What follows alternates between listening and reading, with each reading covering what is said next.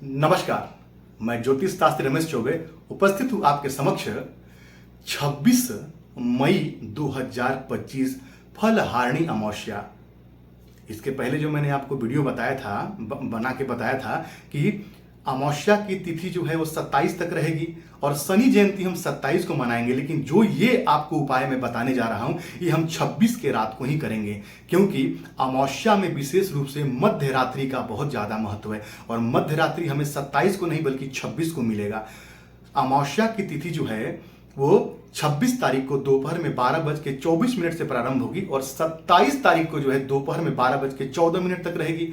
तो मध्य रात्रि का समय हमको 26 को मिलेगा। इसीलिए जो है हम जितने भी उपाय आप करेंगे, जो मैं आपको बताऊंगा वो 26 को कीजिए, लाभ आपको जरूर होगा।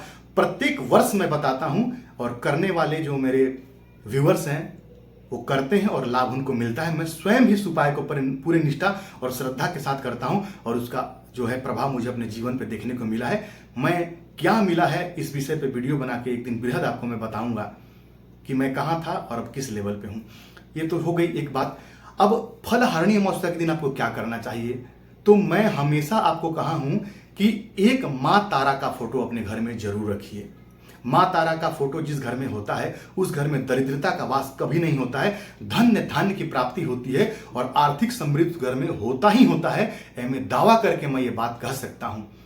आप मेरे पीछे देख सकते हैं मां लक्ष्मी के फोटो के बगल में एक चुनरी ओढ़ के और मां तारा का फोटो रखा हुआ है। मैं खुद मां तारा की आराधना करता हूं और आप भी जो है 26 तारीख को यदि आपके घर में मां तारा का फोटो नहीं है तो एक मां तारा का फोटो ले आइए। आप चाहें तो इंटरनेट से डाउनलोड कर लीजिए और उसका प्रिंट आउट करा करके और उसको फोटो फ्रेम करा लीजिए।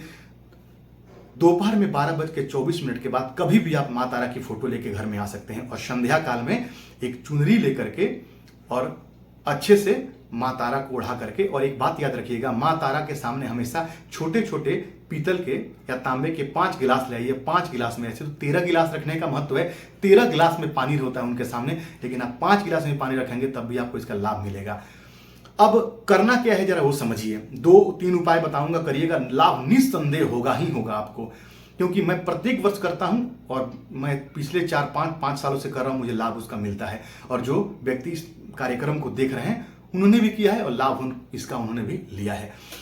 तो सबसे पहले मां तारा का फोटो ले आइए आप और संध्या काल में जो है अच्छे से आसन लगा करके और कपड़ा बिछा करके, पीला कपड़ा बिछा करके या लाल कपड़ा बिछा करके और लाल रंग की चुनरी जो है वो मां को ओढ़ा करके और अच्छे से रख दीजिए। फिर फोटो को थोड़ा पोंछ लीजिए, चंदन लगाइए, उसके बाद में जो है धूप दीप दिखाइए, उसके बाद पुष्प चढ़ाइए।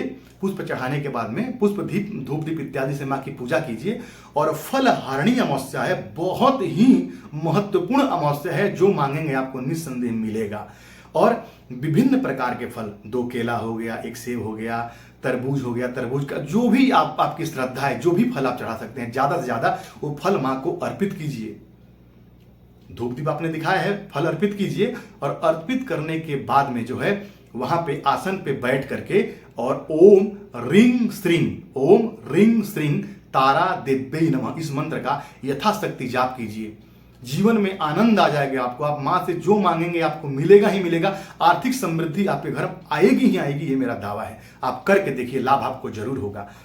इसके अलावे अब कुछ उपाय जो करना चाहिए, ये तो पूजा हो गया। अब उपाय आपको क्या करना चाहिए, मान लीजिए कि आप जो है घर में घुसते ही एक नेगेटिविटी आपको फील होता है, नकारात्मक आपके घर में आपको ऐसा लगता है कोई शक्ति है या परेशानी है, घर में मन नहीं लगता। घर के बाहर तो बहुत अच्छा फील करते हैं, लेकिन घर में जैसे आते हैं एक अजीब सा मन हो जाता है, आपका मन आपका खराब हो जाता है। आपको क्या करना चाहिए, जो भी उपाय करेंगे रात को करेंगे, लगभग जितना रात को करेंगे 8 बजे 9 बजे 10 बजे उतना ही आपको ज्यादा फायदा होगा।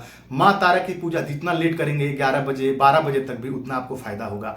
तो जितना देर से कर सकते हैं 8 बजे नॉर्मली क्या करना है, नींबू, पाती नींबू जिससे हम शरबत बनाते हैं, वो पाती नींबू जो है उसको 108 नहीं तो 28 नहीं कर सकते हैं तो कम से कम 11 नींबू जो है वो उसका माला बना लीजिए और मां तारा, मां दुर्गा, मां काली, कोई भी देवी का स्वरूप हो उनको पहना दीजिए और अगले दिन उठा के उसको जल प्रवाह कर दीजिए। इससे क्या होगा, अमावस्या खत्म होने के बाद यानी कि 27 को 12:14 के बाद, इससे आपके घर में जितने प्रकार के नेगेटिविटी है उसका समापन हो जाएगा। बहुत बढ़िया उपाय है, करके देखिए, प्रत्येक वर्ष मैं करता हूं और लोगों को बताता भी हूं, लाभ आपको जरूर होगा।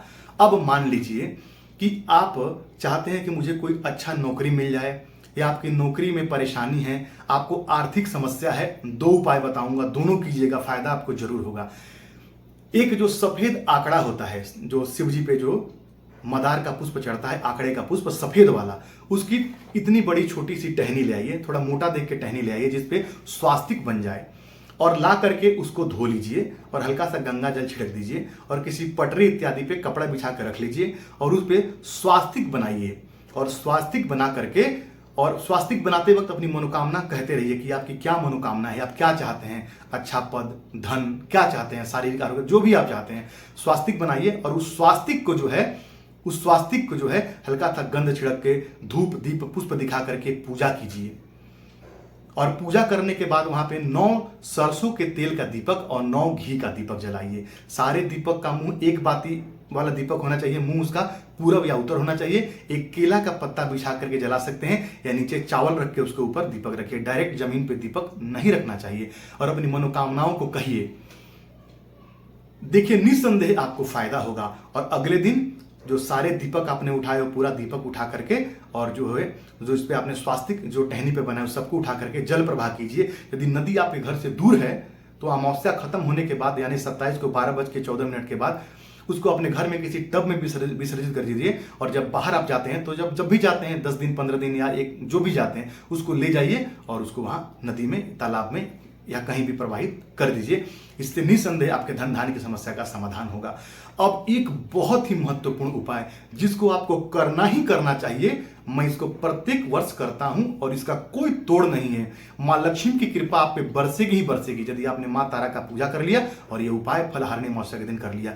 क्योंकि अमावस्या के दिन किया गया कोई भी उपाय भी खाली नहीं जाता है। यदि कुंडली में काल सर्प दोष है, यदि ग्रह पीड़ा से परेशान है, आपके कुंडली में श्रापित दोष है, तो इस फलहारिणी अमावस्या के दिन जाकर के और इसकी शांति कराइए, निस्संदेह आपको इसका श्रेष्ठ फल प्राप्त होगा।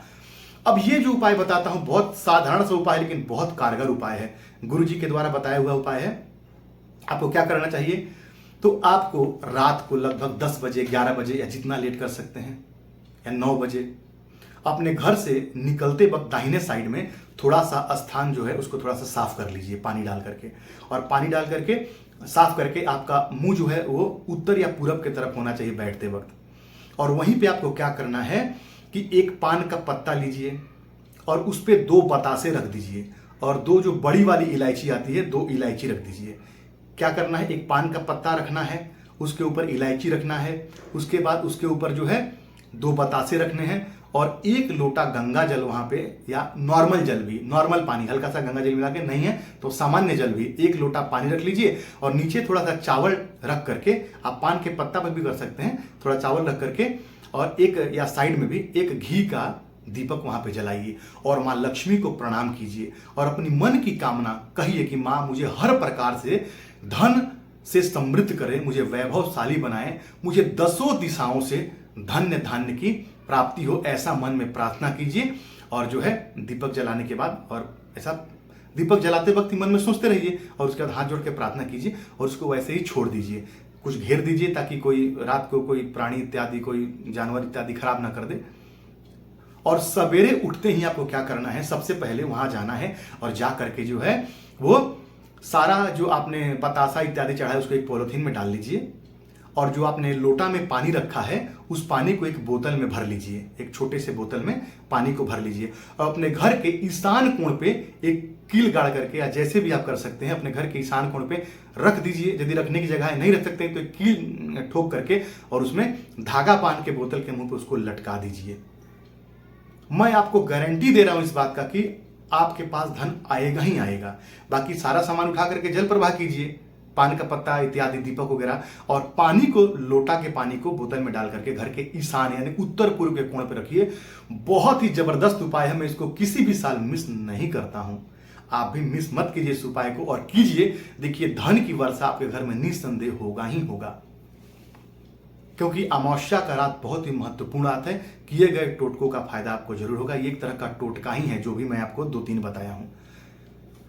तो यकीन है कि आप इस उपाय को करेंगे और जीवन में समृद्धशाली आप बनेंगे। मैं अपने जीवन में समृद्धशाली बनाऊं इन उपायों को करके, आप भी कीजिए, आपको भी फायदा जरूर होगा। तो यदि आपको मेरी बातें अच्छी लगती है तो मेरे चैनल को सब्सक्राइब, वीडियो को लाइक कीजिए और अपने मित्रों में शेयर भी कीजिए। आपका दिन मंगलमय हो, इसी मंगल कामना के साथ आज के लिए इतना ही। नमस्कार।